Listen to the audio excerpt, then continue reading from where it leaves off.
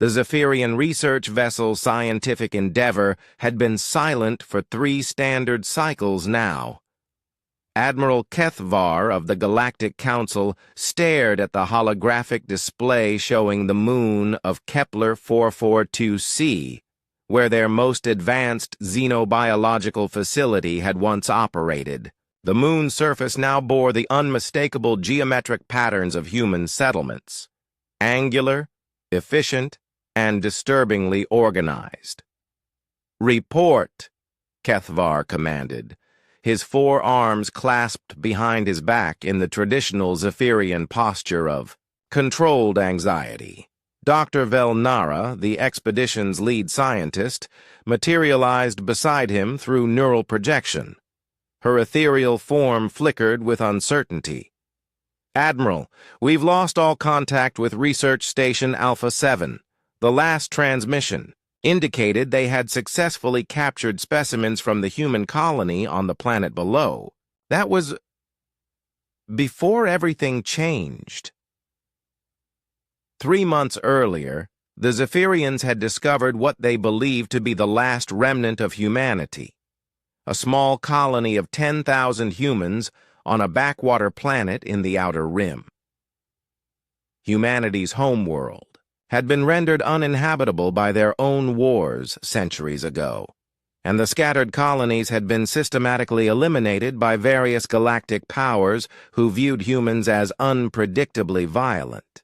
This final colony, however, presented an opportunity too valuable to waste. The humans, the Zephyrians had reasoned, possessed unique neurochemical properties that could revolutionize their understanding of consciousness transfer, a technology that would grant their species true immortality. The plan had been simple: abduct a few hundred specimens, conduct thorough experimentation, and dispose of the evidence.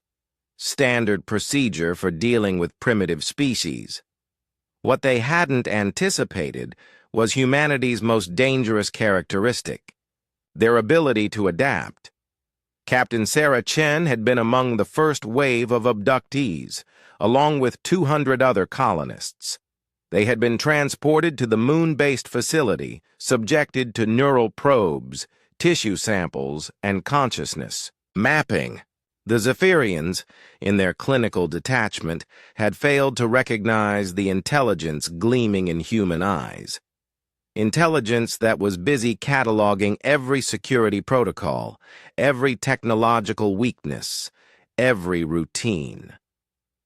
The breakthrough came when Dr. Marcus Webb, a former Earth military engineer who had helped establish the colony's infrastructure, realized the Zephyrians' consciousness transfer technology operated on quantum entanglement principles similar to humanity's abandoned Ansible communication networks.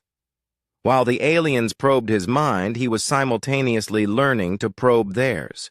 "They think in patterns," Webb had whispered to Chen during a brief moment when their cells' energy fields overlapped. "Mathematical, predictable patterns. They can't comprehend chaos theory. Humans, however, thrived on chaos." The escape began during what the Zephyrians designated as deep REM cycle observation. Instead of sleeping, the humans had been practicing synchronized meditation techniques, ancient methods from Earth's martial traditions that allowed them to link their consciousness in ways the aliens' technology couldn't detect. When the facility's night shift commenced, 200 human minds acted as one. They didn't fight their way out. They thought their way out. Every human had memorized different aspects of the station's operation. Chen knew the atmospheric systems. Webb understood the power grid. Dr. Lisa Patel had mapped the communication networks, and former ship navigator Tom Harrison had calculated the station's orbital mechanics. In the span of 6 hours, they had turned the research station into a human-controlled vessel. The Zephyrians, awakening to find their facility completely compromised, faced a choice: surrender or be ejected into space. Their species' evolutionary psychology, optimized for careful, methodical research, simply couldn't adapt to humanity's chaotic, intuitive problem-solving methods. How did they learn our technology so quickly? Dr. Velnara's projection wavered as she recounted the event to Admiral Kethvar. They didn't learn it, came the response from the moon itself. The communication channel crackled with interference, but the voice was unmistakably human and unmistakably confident. We improved it. Captain Chen's face appeared on the view screen, broadcasting from what had once been the facility's command center. Behind her, the rescued colonists worked alongside reprogrammed Zephyrian equipment. Admiral Kethvar, I presume. Your research staff spoke quite highly of you before they decided to accept our terms of employment. Terms of employment? Kethvar's vocal cords tightened. Your consciousness transfer technology is fascinating, but fundamentally flawed. You assumed consciousness was like data, something to be copied and stored. Humans understand something you don't. Consciousness isn't data. It's jazz. It's improvisation on a theme. It requires chaos to truly live. The display shifted to show the moon's interior. The sterile research laboratories had been transformed into something unprecedented. A hybrid facility where human intuition guided. Zephyrian precision. Former test subjects now worked as equals with their former captors, exploring consciousness not as a puzzle to be solved, but as music to be played. We've made your immortality technology actually work, Chen continued, not by copying consciousness, but by allowing it to evolve, to change, to grow.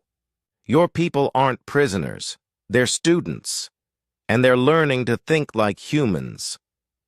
Admiral Kethvar felt something he had never experienced in his 3-century lifespan, genuine curiosity about chaos.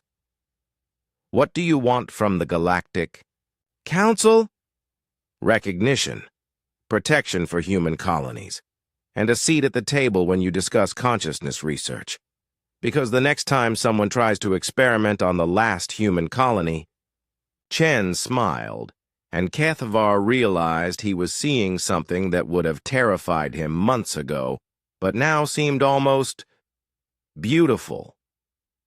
Well, let's just say we've gotten much better at teaching people how to think outside the box. As the transmission ended, Kethvar found himself making a decision that would have been incomprehensible to his former self. He ordered his ship to establish peaceful contact.